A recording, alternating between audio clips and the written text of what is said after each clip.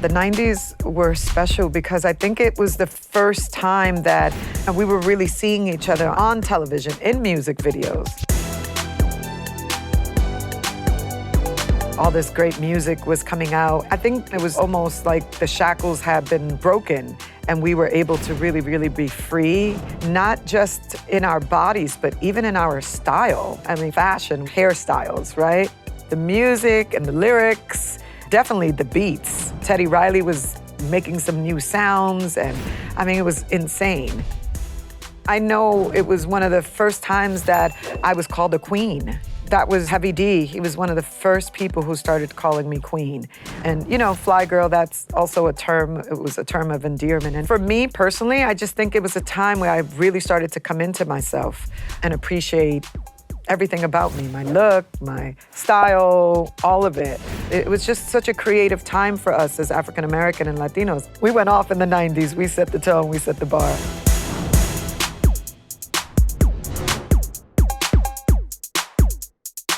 My name is Jossie Harris Thacker, and I was a dancer in the 90s. I'm a Harlem girl, but born in Brooklyn. I was not into dance growing up at all, although in high school I had a dance teacher called Miss Jackson, and there was a dance team, you know, in school, but I never joined it, so I would always make it my business to go past the class and watch the dancers dancing, but I'm not a trained dancer. I've tried taking classes here and there, but it was really never my thing. I was always a freestyler. My inspiration is Debbie Allen. Since I was a kid, I didn't have a lot of people to watch at the time because it was mainly the guys, like the Nicholas brothers. We would watch videos of like the Nicholas brothers and all of the older cats who started dancing way before us. Really, the music was my inspiration. I learned and grew as a dancer just by going to the clubs. Limelight, the Palladium, Latin Quarters, the Garage, of course. I was always at the Tunnel. You always found me at Nell's. It was really about following the DJs. Wherever the best DJs were at, that's where we were in terms of the dancers. We really loved watching each other dance. You know, it's all energy, right? So we would just vibe off of each other's energy and style and flavor. It would be like a mesh. For example, for me, Voodoo Ray was my inspiration. May he rest in peace. Him and Michael K. Williams, who we just lost and consider a part of the dance community as well, even though most people know him as an actor. We really were a tribe. We really were. Mop Top, all the fellas, Buddha, Link, Henry, Khalif, Adesla, all of the dancers, Keith and Omar, those were my dance partners. You know, Big Les was my partner as well. We were representing for New York, and we really just vibed off of each other. You know, it was a time when dance was really new to the world in terms of them seeing us. My transition from the club to dancer was a really smooth one. A lot of people don't know this, but I worked in Wall Street. I was a little corporate head working in Wall Street, and I would go out to clubs on the weekend just to get away. It was really my escape. And I was dancing in a club one night, and you know, somebody came up to me, these two guys, and they were like, "We would love for you to, you know, be in this video." And the first thing that came out of my mouth was, "You're gonna pay me? And how much?" Right? Because then we didn't have agents or managers, but I was already business-minded. I was working in corporate America, so I knew it was all about negotiating that contract and all that good stuff. So that's how it started for me. One of my first videos where it was a name, you know, and people knew them. Color Me Bad. They were like my first big video. And then I've danced with so many. I've had the pleasure of dancing with Mary J. Blige. I danced with Michael Jackson. I've danced with Janet Jackson. I danced with Heavy D. I danced with Guy. Danced with Bobby Brown. And so many others. Dancing for Michael Jackson's Remember the Time was by far one of the most memorable. Who didn't want to dance with Michael Jackson? I remember the word had gotten around, you know, there were no phones, there were no texts, it was all word of mouth, so the word had gotten around that he was gonna be looking for dancers for a hip hop video. I mean, we about all just lost our minds. I actually wasn't at the first audition. I actually crashed the second audition. I was in New York, the auditions were in LA, and I I was like, the heck if I'm not auditioning for Michael Jackson. He was doing a whole Nefertiti vibe, and I have a Nefertiti tattoo, and I already had the braids, and I just felt like it was meant to be. So I snuck up on those auditions, and he literally saw me. He saw me amongst all the dancers, and I danced my behind off. And, you know, the rest is history. I feel like I've had 9 lives, but that is, to date, one of my all-time favorite gigs ever. I had the wonderful opportunity to be discovered by Keenan and Rosie. And I was at Andre Harrell's party. He would always throw these parties, and rest in peace to Andre Harrell. They approached me and said, we're doing this show and we would love for you to be one of the Fly Girls. Next day or two, I get a call saying, hey, you know, we thought about it and we're gonna need you to audition with everybody else. I was like, what? Who does that? So I showed up at that interview with an attitude and like, I don't think nobody up in here is gonna take my job, kind of, you know. For me at the time, you know, the real dancers were all about, you know, dancing in jeans or baggy pants, sweatpants with combat boots and a t-shirt. So I had left my bag with all my stuff, and I had been with my boyfriend the night before, and that particular night, you know, I was trying to be all cute and sexy and had my heels and like this little outfit. So I ended up going to the audition dressed that way, which was really different for me. I ended up dancing and auditioning in heels, which was a blessing because that's what they were really looking for. They had already seen me in the boots, so it was the first time they were seeing me with heels and jeans and a cute top on. So that's how I ended up becoming a Fly Girl. I used to braid my own hair.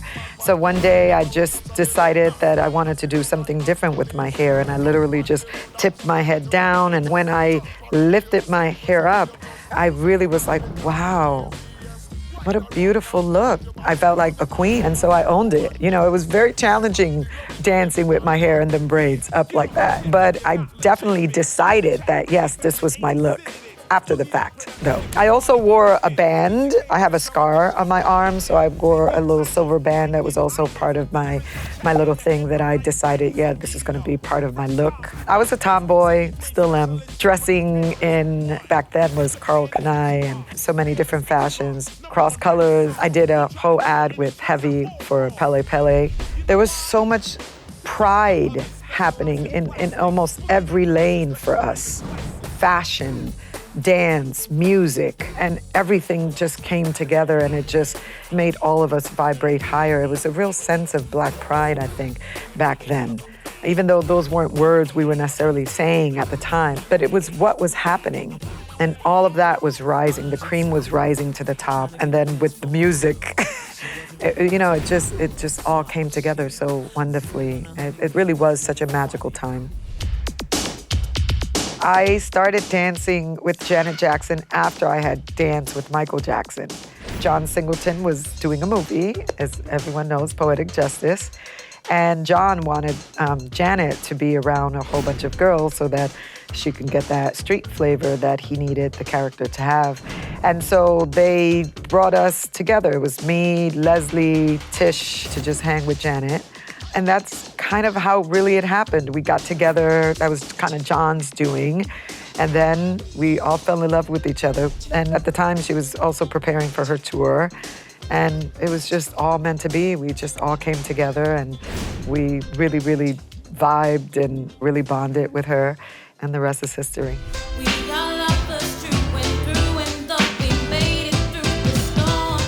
I was blessed to perform on Soul Train with Mary J. Blige. Hey, you are? Jossie. Hey, Jossie. How you doing? Stop laughing. Leslie. And Leslie. All right. Leslie, that's a nice tattoo you got there. Thank you very much. I got one. Oh, yeah, that's pretty. That was a really fun interview. It's one of those things I'll always remember. That was a great experience on Soul Train. I don't think anybody as a dancer did not want to be a Soul Train dancer. And maybe they might not admit that, but of course, I mean, you know, everybody loved watching Soul Train, and it was all about that moment when they would go down the aisle and, you know, show their little dance moves. So yeah, I would have loved to have been down with I'm a Soul Train dancer. Absolutely.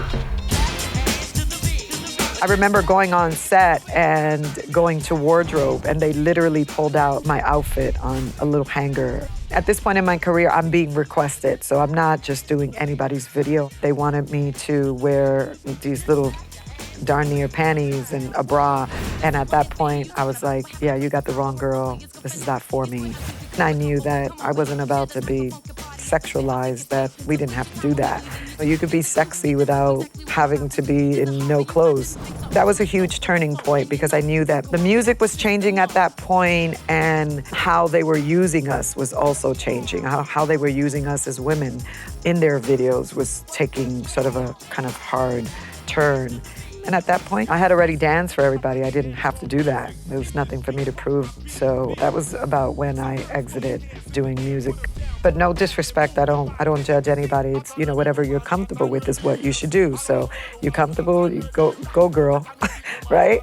I felt like it was a great time for me to bow out gracefully. It was organic. It was time to move on and move forward.